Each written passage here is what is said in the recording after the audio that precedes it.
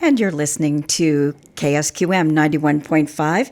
This is the Working on Wellness Radio Forum. I'm Olive Martini, and my guest today is Lorraine Wall. She is an RN, and we're talking about embracing the future, finding strength and hope after losing your life partner. And Lorraine has many years as an RN and lost her husband, and we've been talking about how do you go on. And one of the things that I wanted to talk about is people prepare for, like, this is what I want at my funeral, but very few people talk about this is how I want my end-of-life care. So talk a little bit about that, Lorraine. Well, exactly. I mean, I think there are so many different options. Is how do you see? Do you want to be in a hospital? Do you want to be at home? Do you want to be in a facility, perhaps? You know, we don't have any hospice homes around here, but that's an option in different areas. So who do you want to be around you? What kind of medical equipment do you feel is acceptable? I mean, do you want medication? Do you not want medication? So there's lots of different options, and your loved ones may think that they know what it is that you want, but unless you have specific conversations about this, they wouldn't know.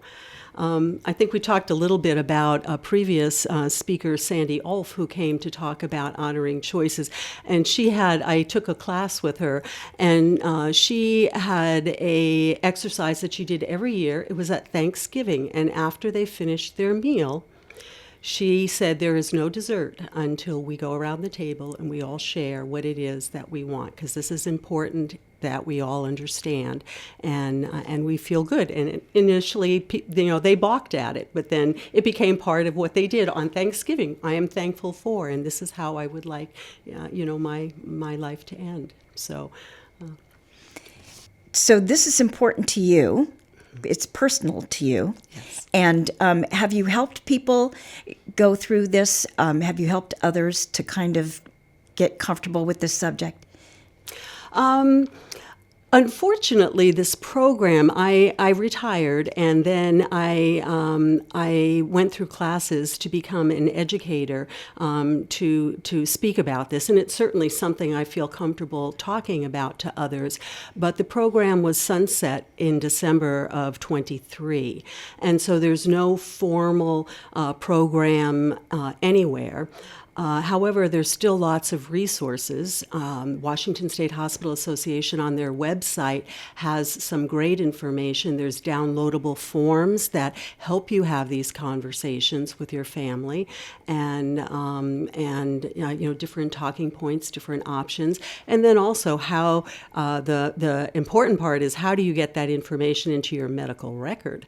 Because when you're at the hospital and everybody is scattered, how do they know what it is that you want? So making sure that it is in your medical record is the last step, but very important. So it's great to have a plan, but what if the unexpected happens, like in your case? Exactly. 10 months before my husband passed away, I drug him to Sandy Ulf's class, and we went through honoring choices, and we filled out our documents, and we had them uploaded into our medical record. But we were 61, and we had no indication that anything was going to happen to either one of us. We bought a new motorhome. We had our first trip planned. We were all set.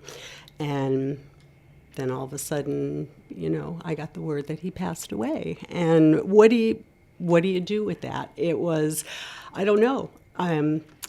One of the difficult things with me was that he worked for the ferry system. He was a marine engineer. He passed away while at work in the middle of a run between Seattle and Bainbridge Island.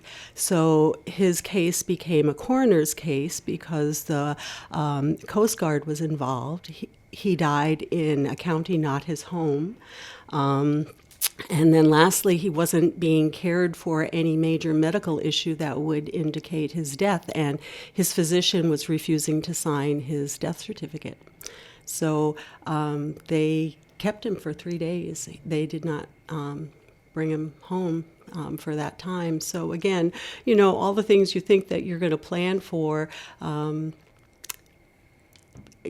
don't come to pass. Right. So was there advice that you received early on that was particularly helpful?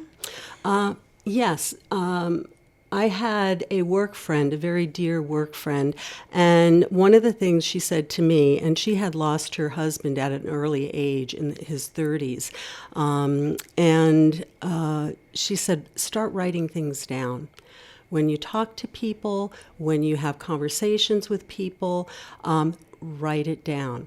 You're not going to remember.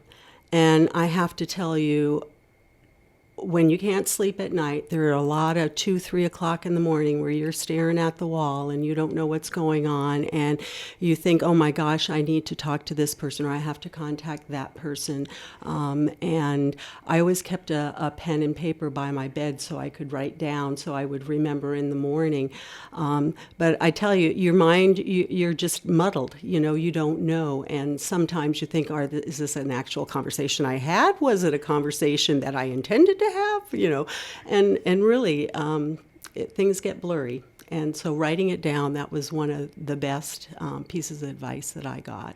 There's an awful lot that you have to go through that, as far as financial and all the medical decisions that have to be made.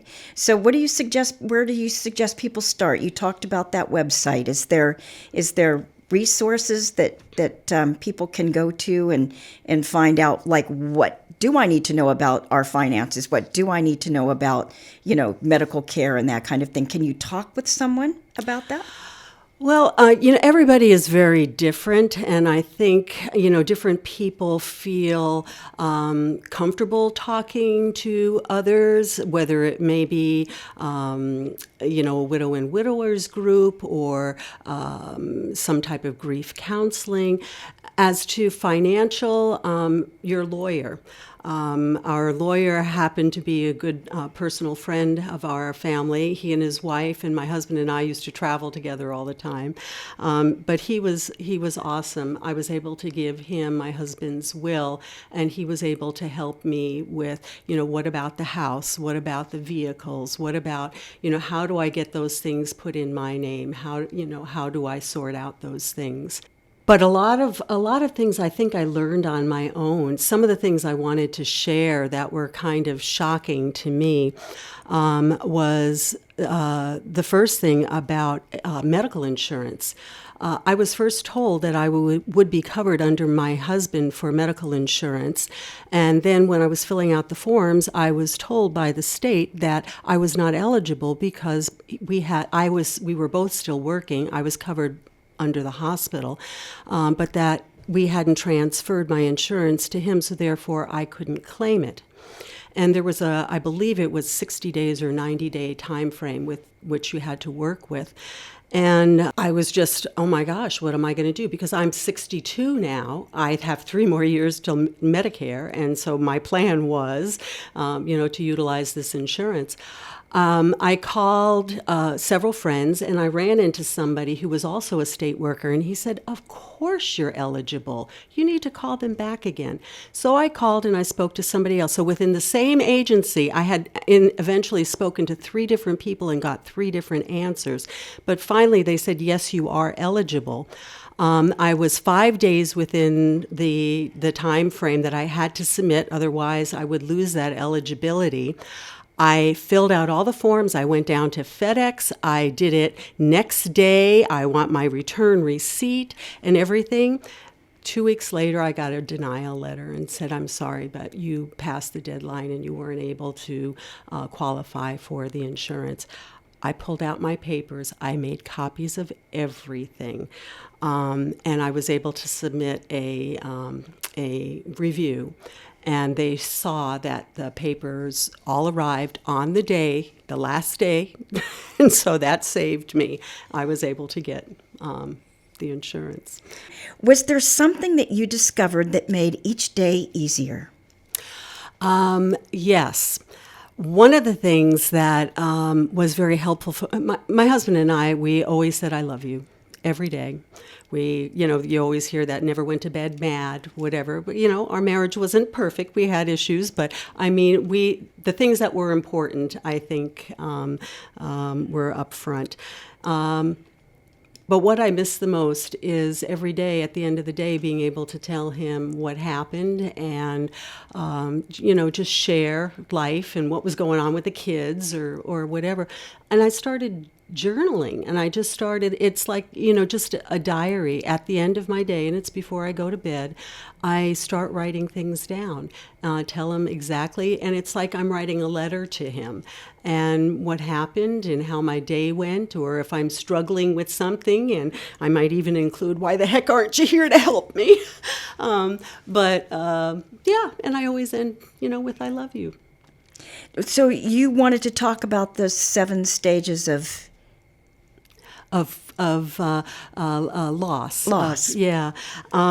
I think a lot of people know about Elizabeth Kubler-Ross and the 5 stages of grief, rather, and anger, denial, bargaining, depression, and acceptance. And the thing that we learned about it in nursing school, and you understand, but what you don't understand, at least I didn't, was that it's very fluid.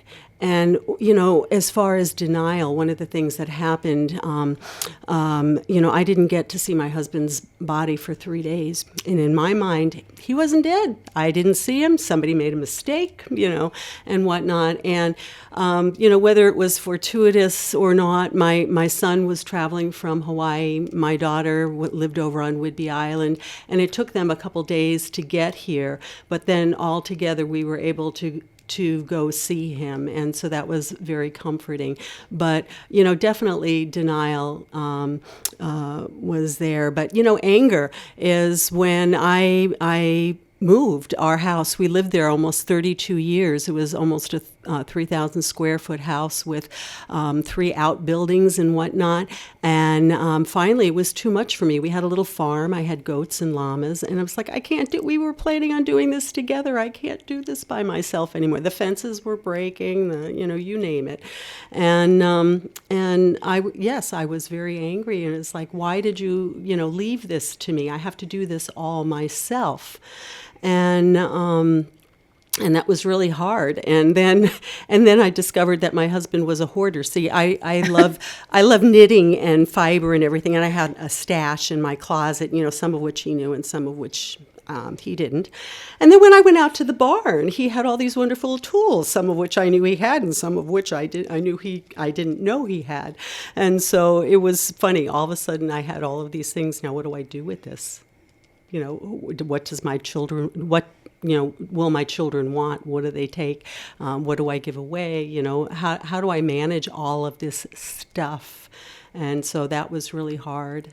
You definitely go through depression, self-pity. You lose your self-confidence. You think, part of who I am is this other person, so much of what we did together, decisions that we made, and now all of a sudden it's like, I don't think I can do this on my own. You forget that before you were married, you were a competent adult and you had other things, but so much of your life we were married 35 years, and I was like, I can't do this without you. You can accumulate a lot of stuff in 35 years. Yeah? Well, one of the things I had wanted to share was a hard lesson learned.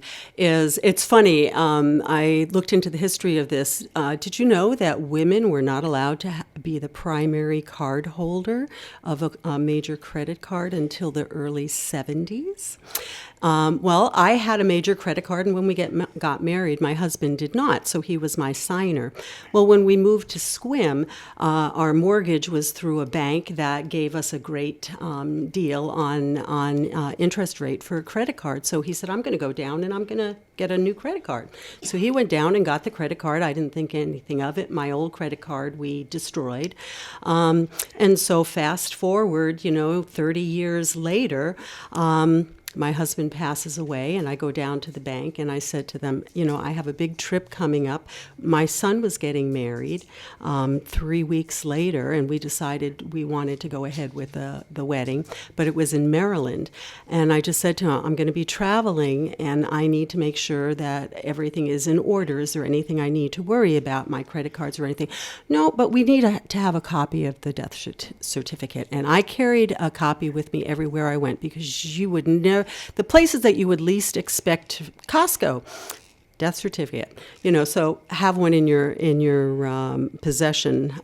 But anyway, so they told me at the bank, no, that I was fine. So I go off with my daughter and my grandson, and we land in Maryland, and I go to get my rental car, and I hand them my credit card, and they said, I'm sorry, but it's not accepting your credit card. And I'm like, well, what do you mean? And run it through again. No, I'm sorry, it's denied. So they gave me the phone, and I called the representative, and the representative from the bank said, I'm sorry, but the primary credit card holder has deceased, and therefore the account is non-existent. We're shutting it down. And I was like, I just landed here. This is my son. I have to pay for all of these things. What am I supposed to do? I did have a debit card, but that kind of limits what you're able to do. But I just couldn't believe it. And trying to argue with this person on the phone, I'm sorry for your loss, but you don't have a credit card anymore. It was just absolutely mind-boggling.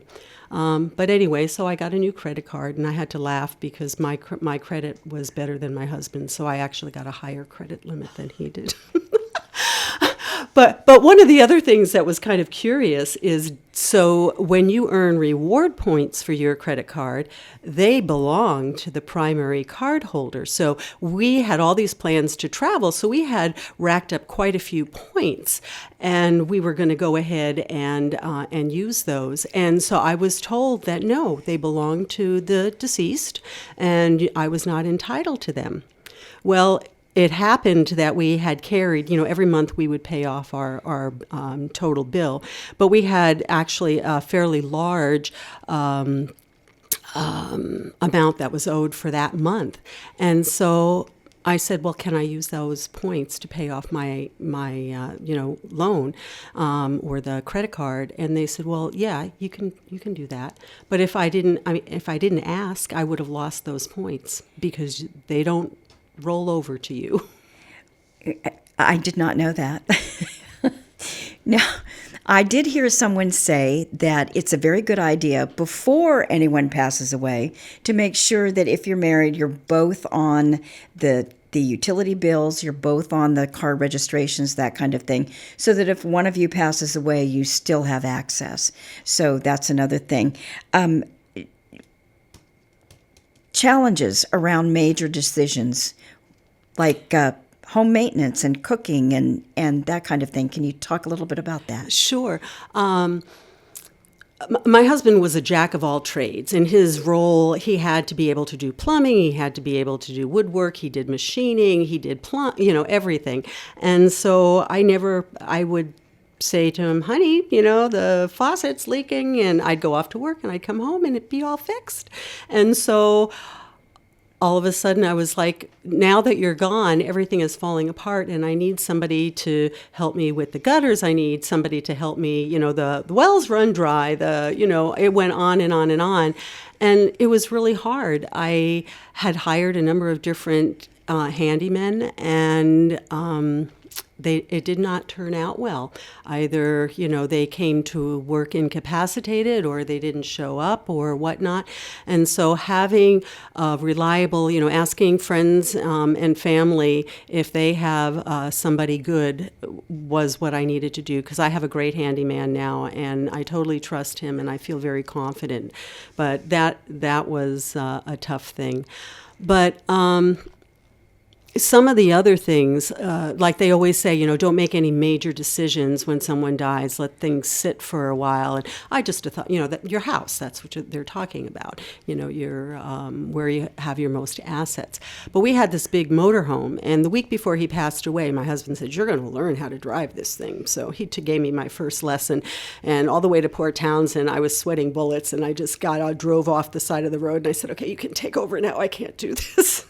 So anyway, I knew I couldn't do that. So but I still wanted to travel, and I had friends who also had an RV, and we were going to travel together. So I traded it in for another model, and I decided that the model was a little too small. I needed something in between. So I had bought and sold and resold several of these things until I finally realized that I was trying to recreate the vacations that we had already had, and they weren't the same. I couldn't.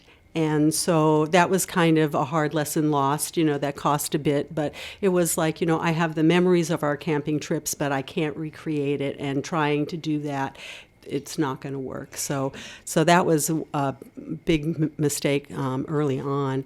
And then, definitely the second mistake is trying to hang on to the house. The kids, they didn't want me to move, to sell, because then everything, would be different. My kids grew up in that house, and so I was hanging on to it for them. And then finally, it was just one day, it was like, I can't do this anymore.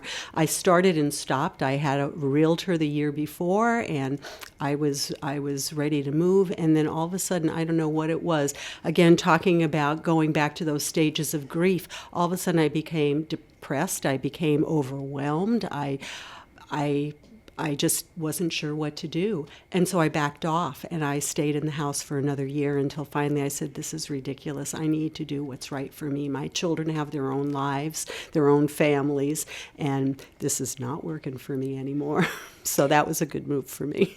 Well, Lorraine, you've given us an awful lot of things to think about, things that people don't think about until it happens a lot of times. Tell us a little bit about the things that you're thankful for. Well, as I mentioned earlier, we said, I love you each and every day.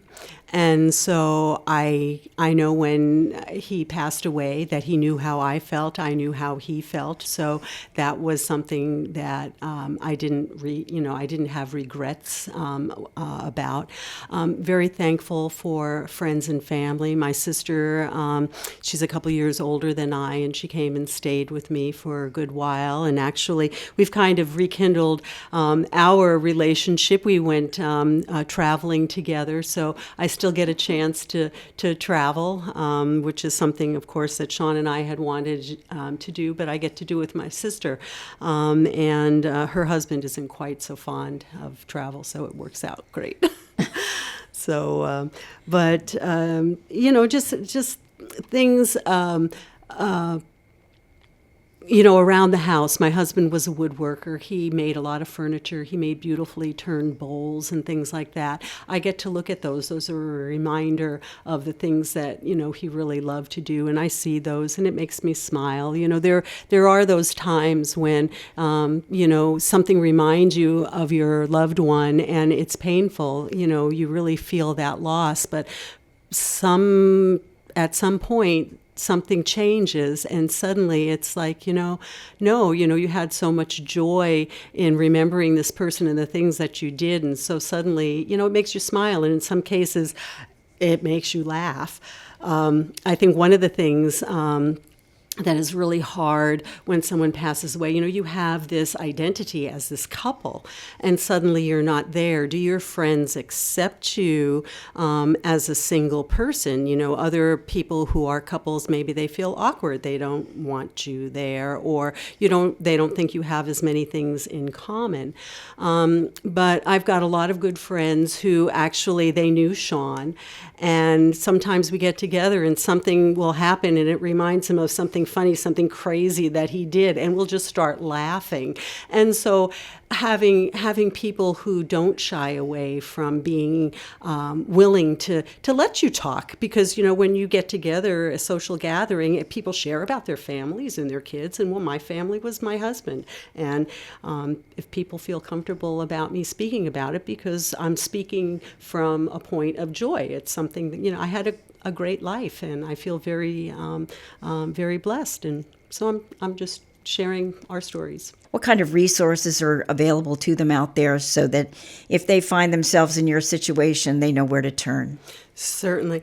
I think, again, family and friends. My sister was instrumental. I have several very, very good friends that were helpful. And I think just friends that recognize on the outside, when you feel you present that you feel you're okay. I went back to work 7 days after my husband passed away because I needed some normalcy, and whether that was the right thing or not, I don't know. Things are different for different people. But I had a friend who came in every single day, and she looked at me and she said, "You don't have to say anything. I'm just here to say hi. I'm here if you need me." And she knew exactly, because she was the one who had lost her husband. You present that you're feeling okay on the inside, you're not. So, honestly, fall back on your family and friends. I mentioned the lawyer, that there's a lot of stuff that you have to be responsible for, and how to manage that, and to be able to have someone do that for you was just tremendous. Social Security office, if you're at that point in your life, I appreciated going in and having a personal conversation with that person. They were able to explain to me about survivor benefits. They were able to tell me it was beneficial for me to access my husband's Social Security, and then when I turned 70, then access mine. But that was more beneficial. But I had a lot of questions, and having that face-to-face conversation was really helpful. Definitely grief counselors. I've spoke with many people who've really found benefit with that, or church groups that have groups for members who have lost loved ones. Widow and widowers groups might be an option for some. That was not something that I chose to focus on, but that might be available. Washington State Hospital Association, as I said, honoring choices. There's lots of great material there to help with those conversations for your family and planning ahead. But also, I found this book. I started looking at different books that were available, and I purchased a couple, and they didn't really speak to me and my situation. I didn't find them particularly helpful. But this one, a checklist for families, survivors from AARP, I found would have been very helpful had I gotten it initially. And they have a wonderful CD in the back that you can print off different forms that help, as I talked before, about those checklists and things, trying to keep everything straight, making sure you have a single place for all of the contact information was really, I think, would be helpful for some. One of the things that I did also want to share is somebody came up to me when I lost my husband, and they said to me, knowing that tomorrow is not guaranteed has made me look differently at our relationship. And if there's one thing that I can really share for people, if today was your loved one's last day, do you have any regrets? Is there anything you would do differently?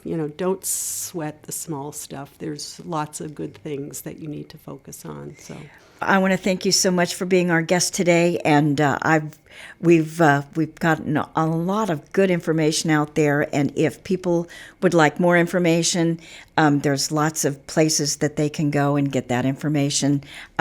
This forum is put on by the Dungeness Valley Health and Wellness Clinic.